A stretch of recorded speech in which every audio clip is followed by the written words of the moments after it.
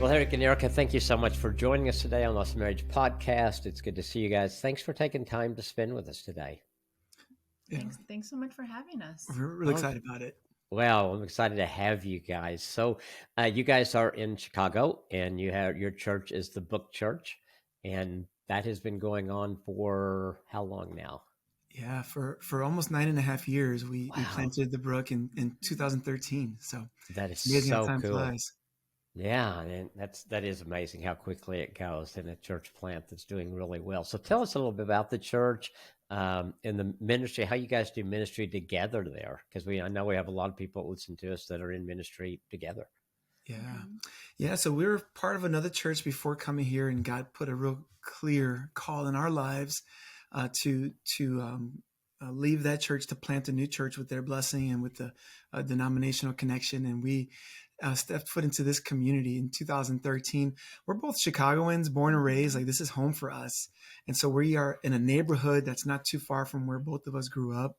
Wow. And so, yeah, 2013, we launched out the church.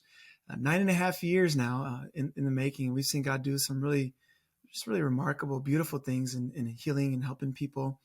And it's been fun doing ministry together. We get to serve in different capacities. We counsel, we teach.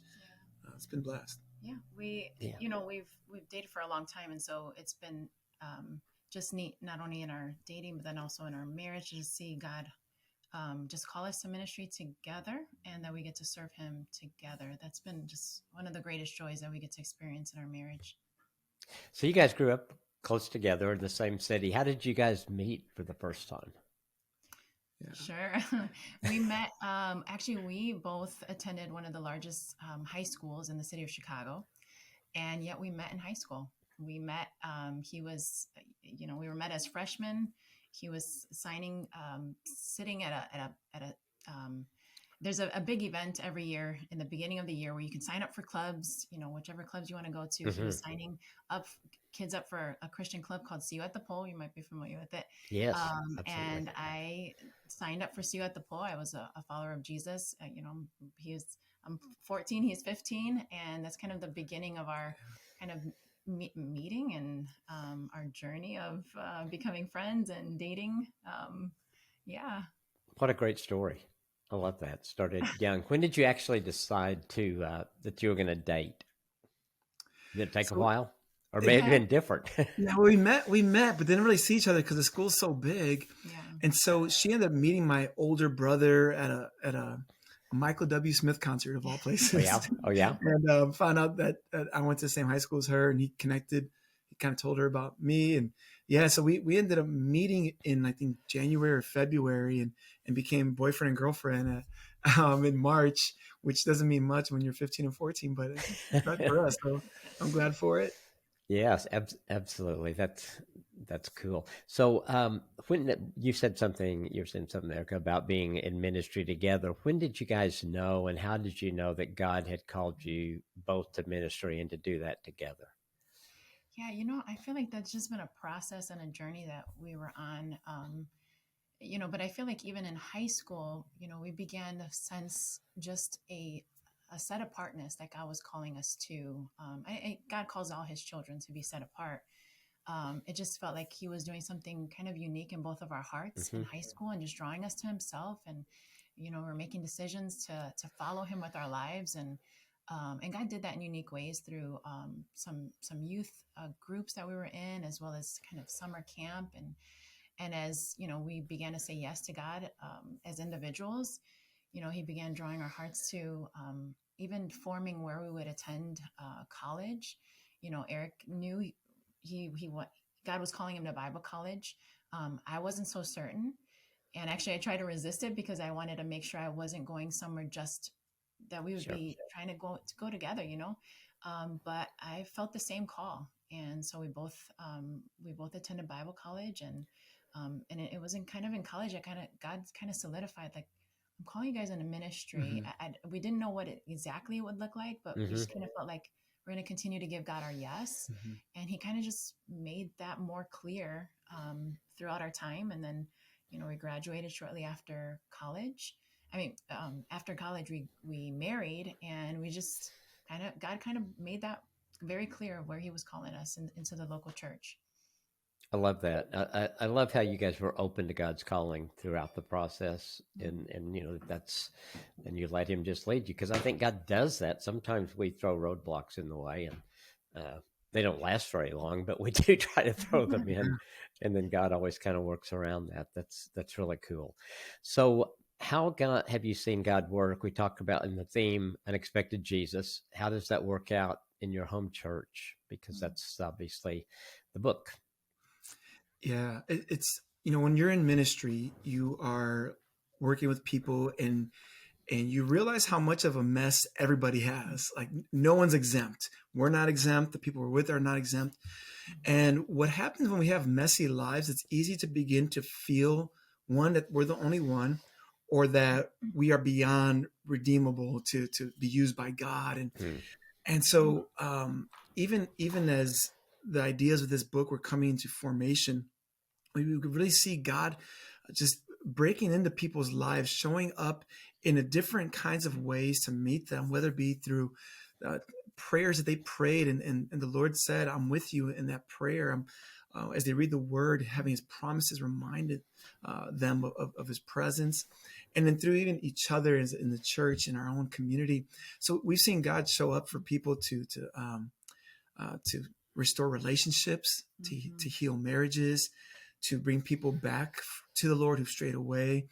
And so, and a lot of times it's just, you don't realize God is at work, but He is at work. And it's really fun to see that in ministry, where you're realizing, oh, wow, God was doing something all along, and we had no clue He was doing it. And so you just see that kind of unexpected nature of the ways that God works. Yeah, it's been pretty cool to watch that.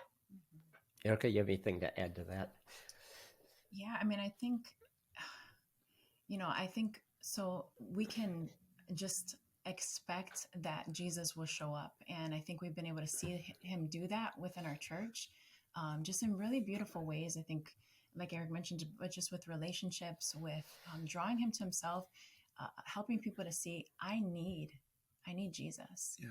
And so He doesn't, it's not a past thing that He has done, and He is not presently working in our lives. He does that every day, and He draws people to Himself, and He's actively working every day in our lives to show us that we need His grace and we need His mercy daily. And so it's just been really neat to see Him do that within our church body. Yeah, I was meeting up with a guy not that long ago, and we were praying for him with his kids. Him and the mother of his children are not together, and he was just praying for more opportunities to see the kids, and so we were just here in this office. We prayed, like, Lord, would you just create opportunities? Would he, would he do the things he needs to do on his end, and so forth? Well, like, just a few days later, God began to open doors for him to spend time with his kids. And he came back a few weeks later and said, "Hey, can I meet with you again?" And he walks into my office and he says, "Hey, those prayers work, actually." And like that, yeah, like it was not expected, but for him at least. But we know God can do those things. So yeah, just stories after story like that. It's really beautiful. Well, I think it is, and I think it's cool that in the church body, those stories can be shared, and other people can be encouraged. And I know God works in different ways with all of us, but just to know the fact that He is working, because sometimes I think we lose sight of that, or we think that He's working out. People tell me, well, yeah, He's going to do that for so and so, or He did it for them, but He's not going to do it for me. What would you say to someone that says that? Yeah. I think what happens sometimes, we start believing those kind of messages and lies. And it could be the result of our own fears, our own expectations. But I do think it's something that the enemy uses to cause couples to lose hope. And the Bible is just filled with story after story of that very thing not being true. Yes. There's no one beyond God's redemptive reach, and there's no marriage beyond God's redemptive reach. And so when people look around and say, it's not, He can't do it for me, just a short read through stories in the scriptures, we see that there's nobody beyond God's hand. And it's just trying to convince them of that truth and helping them see that is important. Gosh, if we didn't have that hope, where would we be? If we thought anyone was outside of God's reach, or any marriage, or any situation or Yeah. any sin was, Hmm. God is a redeeming God, and he's in that business to do that. And so we can anticipate. I mean, it may not always look like we want it to look, or as quick or as, um, but we can believe and have hope that he wants to redeem and restore. And so when we come to God with open hands of saying, okay, I want to, I trust you. He's good like that. Yeah. We can have that hope. We've seen him do that. And he's a redeeming God. That's good. Yeah, I love that. I tell people in counseling, I just say that, if you just give God a chance, he wants your marriage to work. I mean, that's something we can all agree on. And Yeah. just give him a chance to come in and see what he does. So true. And you're right, he may do it in different ways. And, one spouse may not like the way God's doing it, but if we Yes. just submit to him, he's going to bring something good out of it. Yeah. Yes. Amen to that. His gooding. He's so Mhm. good. Yeah. In the book, you walk through unexpected ways that Jesus has ministered to the disciples when he was here with them. Is there one disciple that you relate to more than the others, and why? It's like which week, depending on the week you ask that question, there may be a different answer. Yeah. So sometimes it's grief, sometimes it's confusion, sometimes it's doubt. But I feel like I do often get back to the story of Thomas.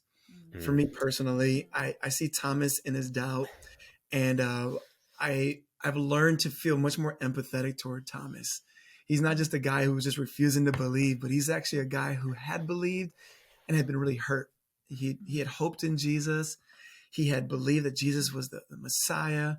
In fact, there's a story in John when Jesus goes back to Bethany to visit Lazarus's grave. The disciples are like, "We just came from there. They almost killed you, Jesus, when you're in Bethany. Now you want us to go back?" And it's Thomas that says, "Well, if we go with him, we'll die with him." Mm. And I'm thinking, like, he's not remembered for that statement. He's not ride or die Thomas. He's doubting Thomas, because we remember when he says, "Unless I touch his hands and place my hand in his Yeah. side, I'll never believe." But I relate to Thomas because he's a man who hoped so deeply in Jesus and believed with all his might. And when that curveball happened at his crucifixion, and then when he missed out on the resurrection appearance, he's very distraught. He's kind of like he's confused by God's will, and maybe a little gun shy to believe. And I think there's been times in ministry where I've been a little hesitant. Times in my life and my family, I'm a little hesitant to believe because I'm afraid to be let down by God. I'm afraid to pray and him not come through when I expected him to. And so I can see Thomas and say his doubt is more sophisticated than sometimes we think, and actually not too unlike things I experience in life. Yeah, I love that, because I think it's easy to, just put that label on him and we kind of set him over aside. But I think all of us have been there at some time or other in our walk. I think we just are. The culture we live in, the way the enemy attacks us, all those kind of things. And to see I love when you talk about where he was before of, hey, let's go, we'll die with him, and then he doesn't believe. And then all of a sudden he's back. And so I think that's a story that a lot of people can relate to. I love that. Yeah. Erica, do you have a favorite? Yeah, well, as for me, I feel like I can't help but just love the fact that Jesus allowed women to follow him. And, I just love one of my favorite. It's a small, and it's kind of like, why did Luke put this in there? But in Luke chapter 8, verses 1-3, he just mentions that that there were women who followed Jesus. And he mentions Mary Magdalene, who, how could you not love Mary's story of, being freed, and then finding purpose and finding just using her gifts now, because it says that there are a few women who followed Jesus and used their resources to support his ministry. And so I just love that Mary saw her now freedom from the things that she was oppressed by when she met Jesus. And now she found purpose in following him and supporting his ministry. And so I just love whenever Mary Magdalene comes up, and I love little pictures of that we don't always necessarily see or think of, but that these women got to follow Jesus and hear his teaching and support Jesus, and they had great purpose in their lives because of it. I love that. I do too. It's because I think we do. We don't always think about the women. I mean, we do when it comes to the tomb and the things that we saw in the last part of the story. But to know that they were there and they walked with him and they followed him and were a part of that. And Yeah. I can't imagine being a man or woman, either one, and being able to sit at his feet every I day know. and listen to him. It's kind of like that's why I have the Bible, I guess. But just that would be Oh so my goodness. I amazing don't to. in a time when that was taboo. Right. That was not acceptable. And Yeah, he's women didn't do that, did they? no, Yeah. and they got to sit at his feet and learn from the greatest rabbi. Yeah, and I think it's cool how Jesus, the way he treated women, the way he treated children, and let us know how important everyone is to him. Not just these disciples, not certainly not just these Pharisees, but everyone. These children, these women that had such an impact. It's really, really good. So let me ask another question. Erikah, one thing Eric writes about is God's faithfulness because you have the diagnosis of MS. You may want to talk a little bit about that and how that has changed your relationship with God. Yeah. Yeah. I know for, as Eric was writing, it's kind of like just being very sensitive. Erica, is this something that you feel comfortable with me sharing? And, I think, there's parts of our story that we wish, you know, we wouldn't have written this way. And at the same time, because I believe that God is sovereign, and I believe that all parts of our story, like we said, that God wants to work in and redeem, and that the hardships and the trials are all with great purpose, even though oftentimes we wish that what they produce in us, which is just a faith and a steadfastness, as James talks about, we wish it would come without the hardship. And so Eric was very sensitive to ask me if he can share that. And we want God to receive glory through the things that He has revealed to us and the ways that He has brought us along in a process of faith. And so, yes, in the end of 2017, I received this really difficult diagnosis of MS after just months of not understanding what was going on with my body. And probably besides also struggling with infertility and miscarriage, some of the most, the hardest seasons in our life. And so, I know, there's something about knowing. So James talks about knowing that these trials develop perseverance and steadfastness. There's something about you can know that, you can profess that, but until that becomes something that we're living out, it feels like, how do we even make sense of the ways that God uses them in our lives? And I feel like in some of the ways that God has used hardship for me, for us, has been not just saying, Lord, I don't want this, but your will be done. When that becomes something that we can actually say, and actually with our whole body and faith, we begin to grow exponentially in our trust of God, and saying even if you don't, I will trust you. Even if this doesn't come to pass, I believe that you're still good. And I believe that this, even though I wouldn't have written it like this, I don't understand it, but I believe that you're good. Yeah.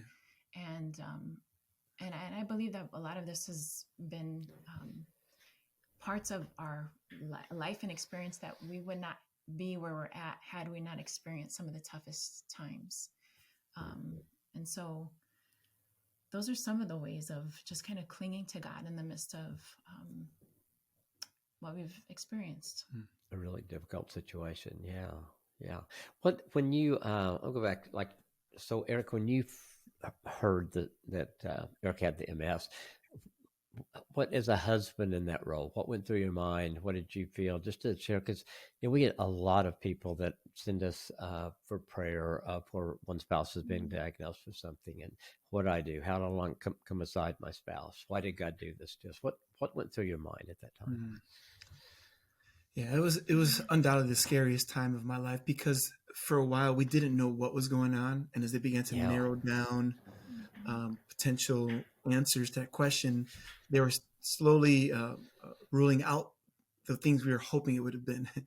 And so Yes. you start seeing that list shrinking, and you're like, okay, it's with every appointment, it's getting narrower. And there came a point.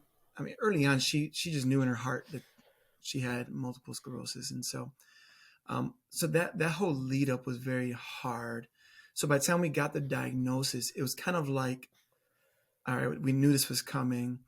But what was so hard for me were just all the unknowns attached. Mhm. There were things happening to her physically that just you start wondering, is this a new normal? Um, there were certain limitations. There were just yeah, like it's just the beginning of more to come. And so all these questions flood your mind. And then there's times to be very truthful is saying, God, we're trying to be faithful to you. Like we didn't need this in our life right now. We this can be a real challenge for us. Like, do you really want us to be challenged like this? Mhm. Like, Lord, I know you're good and faithful, but this doesn't quite line up as easily as other things seem to line up at times. And theologically, you've got your ducks in a row. Like God works through trials and Mhm. count it all Yep. joy and count all those quote all those verses, and I believe him 100%. But when you're in it, that heart to head connection is Yeah. difficult. So for me, just praying, just trying to allow the Lord to refine me Mm. so that then I can better serve her and our children.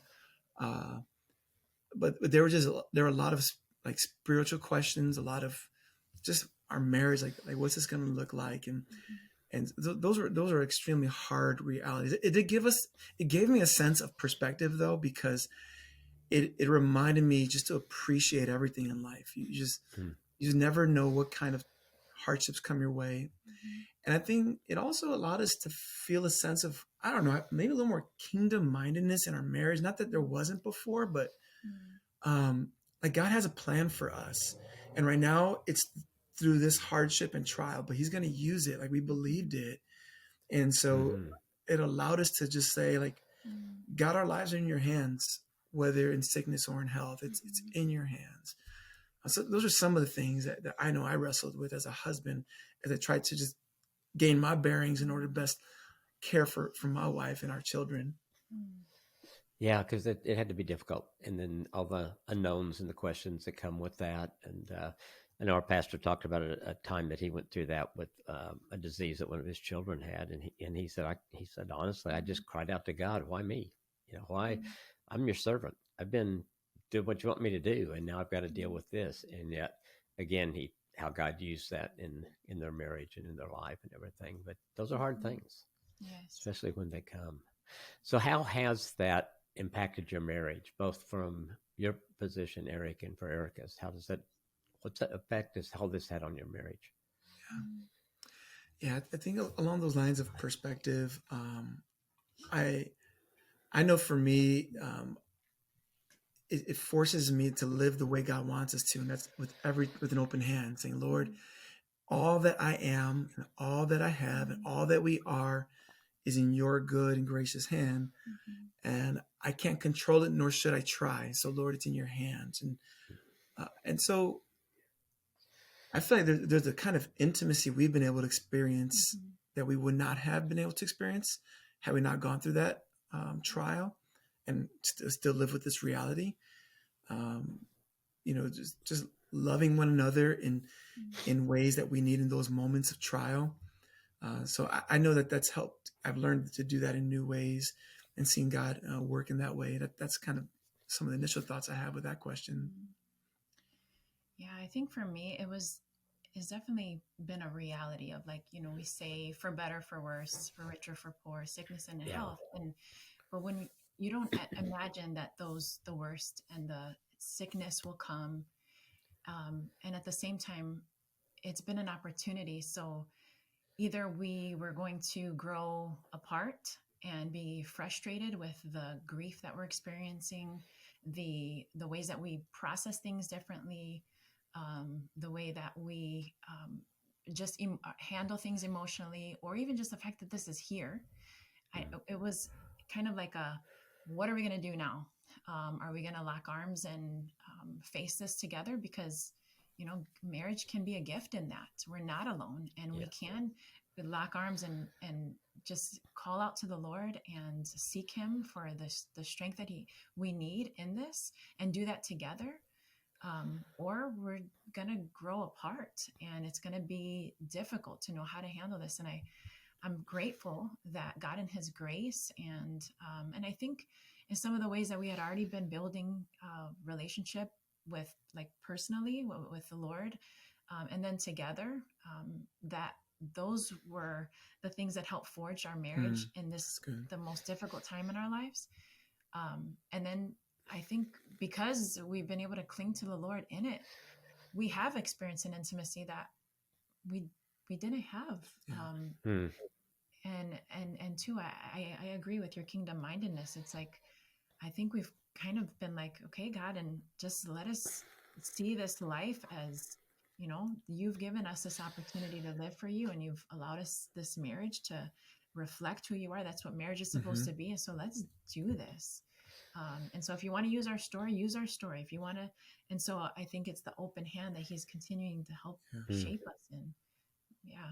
Yeah, that's so good. And I love that you mentioned earlier, Erikah, that it was a choice, that you knew you had a choice how you would handle this. And would you let this tear you apart? Or are you going to use it, let God use it to pull together? And I think a lot of couples struggle with that. And yet your story, I mean, God showed up. He's been there for you guys. He's helped you through this, which is so cool. I think some of that, there were times I know where we just had to talk about it. We had to just, all right, just voice your fear. And that's the scariest thing, is to voice the fear, because you don't want to give it any validity. But then at the same time, you realize, but it's here, whether I'm talking about it or not, it's right in me. So if I just hold it in, it can eat me up. But if we talk about it, I think it allowed us to be able to love each other better, because now I know what she feared and better, and she understood what I feared. And because sometimes I think even we felt like, I want to protect you. I don't want you to know what I'm afraid of, because I don't want to burden you, because I know you've already got a lot. And yet when we were able to talk together, we were able to really, I think, love each other better and trust the Lord together better. I know, because then that talking about it, then we both realized, again, we need the Lord. Yeah. And so after having hard conversations of crying and expressing our fears, we would then pray. Yeah. And it would be a reminder that, God, we need you in this. We cannot do this without you.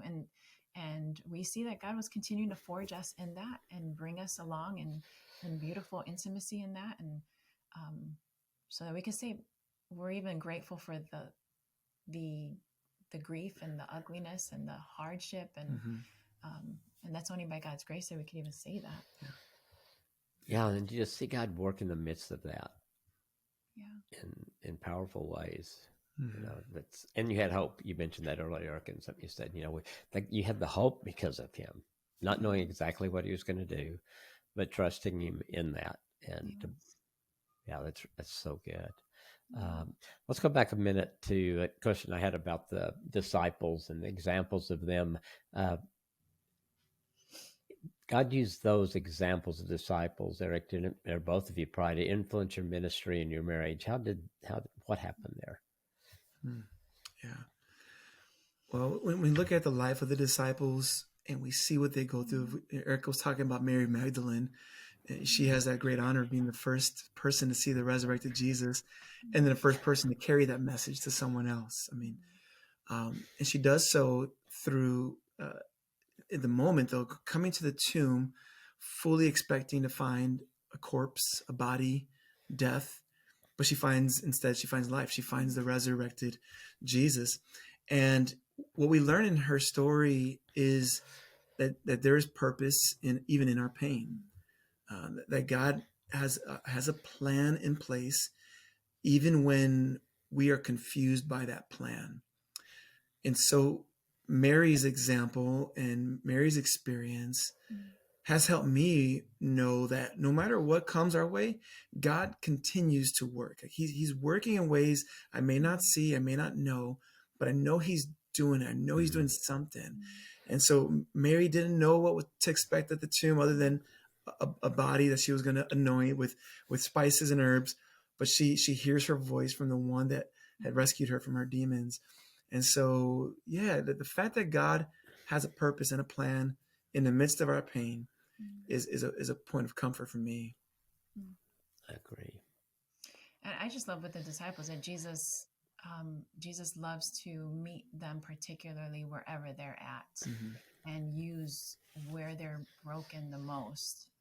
And so, and I know Eric points this out in the book really well, but just the fact that even like with Peter, Peter that denied Jesus 3 times and went back to fishing and probably felt no purpose. And here Jesus meets him right there and gives him three,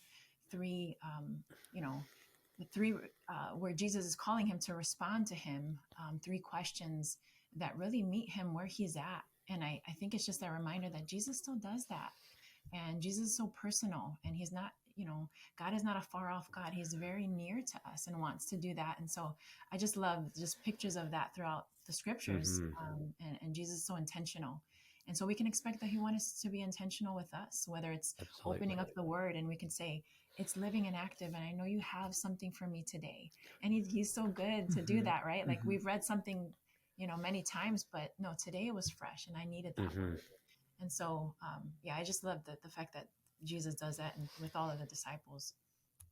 I love the questions he asked. I love the way he approached people, and just to know that none of us, he does that for all of us. I've had people that think that Jesus doesn't want anything to do with them. And it's such a lie that the enemy gets people to believe, because he didn't. There's no asterisk on that says, I love everybody, but this person. It's not. It's all of us. So good. So good. So has God ever experienced, or have you ever experienced God revealing a part of your heart that you felt you were struggling to submit to Christ? All the time. Right. You can go. You want to go first? Well, I mean, I just feel like anything that I kind of want to hold on to, whether, I feel like even particularly like even with this diagnosis, it was like, no, God, that wasn't my plan for the future. That wasn't what I had planned out. And so I feel like it's just a constant, like, Eric, are you willing to surrender that to me? Your plans, what you feel like you have in your control. And a lot of times it's a misconception that I even have control. But I think it is for me, oftentimes it's surrounded by surrender. Am I willing to surrender what I desire and my future? But I feel like that's something he's often calling me to. I was thinking of, I know that there's been times in my life. There's one time in particular where I really felt like the Lord was exposing the fact that I become hard for me to pray big prayers. It was difficult to pray big prayers. And I was realizing that stemmed from having prayed big prayers and not feeling like God had answered those prayers. And literally years later, I found myself just reluctant to pray for him to intervene in a situation where we knew he needed to do it, but I felt a kind of like pause about it. And as the Lord was really exposing my heart, he was revealing the fact that I had become hesitant. I'd become hesitant to pray because, as I mentioned with Thomas, those getting hurt where you feel like, God, I expected you to come through and you didn't come through. Yeah. So I don't know if I can quite expect to do that again in the same way. So next time he prays, it's a little bit less faith in it, and then a little bit less, and then a little less. And over time, I know I've seen it build up in my heart where I've just been very, very just withdrawn in some ways in prayer. And I could think of a specific time years ago where God just blew that wide open and said, hey, I didn't answer the prayer that one time the way you wanted me to, but that didn't mean that I didn't answer it, that I didn't have a plan. I didn't have a purpose. I wasn't working. And so I need you to keep trusting me no matter what the request is, because I'm good, I'm faithful. And so that's something that I know I've had to learn to submit to Christ is, Lord, I'm holding on to your character, even if I find myself afraid to pray with faith, because I'm going to believe in who you are, no matter how this thing pans out. So that's something I know the Lord has revealed to me and wants to keep stretching me in. That's so good. Yeah, it's so powerful, because I think we've all had those times that we just think, "What was going on, God? Why didn't you answer it?" Or I don't think you answered it. And to know that He's always working, like you said, is so important for us to keep that in perspective. I think it's hard sometimes when we don't understand, but He is God and we're not, and so there will be things that we don't understand. Somebody told me one time, if we could understand everything about God, He really wouldn't be God. And I thought, yeah, that makes sense. Then we'd be just like us. But He's is able to do so much more than that. Yeah. So people listening today that are touched by this and want to do a better job of encountering Jesus in unexpected situations, what would you say to them? How can we do a better job of making ourselves available for that? Oh, such a good question. Yes. Such a good question. Well, with each of the resurrection appearances, what strikes me is no one is out looking for Jesus. He just shows up. Like Mary's looking for a dead body, but she hears her name spoken. The guys are out fishing on the seashore looking for fish, not looking for Jesus. The men on the road to Emmaus are there talking about what they're here. Like no one's looking for Jesus, but He's there though in each of these situations. And so what I would want to tell that person is, look around, look for where God is at work. And maybe you might feel like He's abandoned you. Maybe you feel like He is not present, but we have seen time and again, He actually is. And sometimes we don't slow down enough to look. We might be looking for Him to come and show up in a particular way. And He's just calling us to look for Him. And we'll see Him showing up through the scriptures that we're reading, through times of prayer, through the way the Spirit works within our hearts, the way God surrounds us with faithful believers. And so I would say, look, listen, and just know that though it may feel like He's not around, he actually is, and He's quite near to us. Yeah, that's so good. So good. Yeah, I was going to say that. It's just the knowing, and maybe we don't know. And so maybe it is just saying, like, God, I don't know if you're near. But I want to sense, even though those type of prayers are invitations, and Jesus is so good to want to meet those invitations, and so I would say even begin with that prayer of, I want to know that you're near. I want to see you, because Jesus is very real. And God is, we can know from His word that He's near to the brokenhearted, and that He wants to meet us. And so we can even give those small prayers, even if we don't know that we fully are there. And God wants to meet us there. And so He's very near. I love that He is. And I guess we can just say help. I mean, yes. He knows. He knows what's on our hearts. He knows what we need. Yeah. And to know that He's right there to be there for us. So to me, it's a joy, it's a comfort, it's hope, it's all those things rolled into who our Savior is for us in so many ways. And it's an invitation. That's the beautiful thing. It's an invitation. He doesn't just reveal Himself just to inform us that He's there. It's an invitation to commune with Him, to experience Him, to walk with Him, to know Him. He's just so kind to us like that. I was thinking about Peter, right? The way he denies Jesus, and Jesus invites him right back into discipleship. Follow me. And so even when not just when you're not expecting it, but even when you don't feel like you deserve His nearness, He's still near, inviting us back into Him. Yeah, even when you're done with you. Jesus is not done. Yeah, I'm so glad you said that, when we don't feel like we deserve it, because I think we all at times are there, because we don't, but that's the good news of the gospel. did something for us that we don't deserve, that Yes. we Mhm. Yeah. did nothing to deserve, but it's out of his love. It's so powerful and so good. So let's wrap up with the last question about you guys. What are you loving about your marriage today, Hmm. I'll let you go first. this You let me go stage? first. Um, Gosh, I love the fact that we are still partners in Mm, ministry. We're partners. We enjoy our companionship together, getting to live life together. Um, I'm grateful. I'm grateful that almost 20 years of marriage, and it's a joy to be on a journey together, and yeah, through the good, the bad, the hard, sickness and in health, and I enjoy that. Mhm. We get to do it oh, that's together. neat. We're better together. Yeah, Yes. 100%. 100%.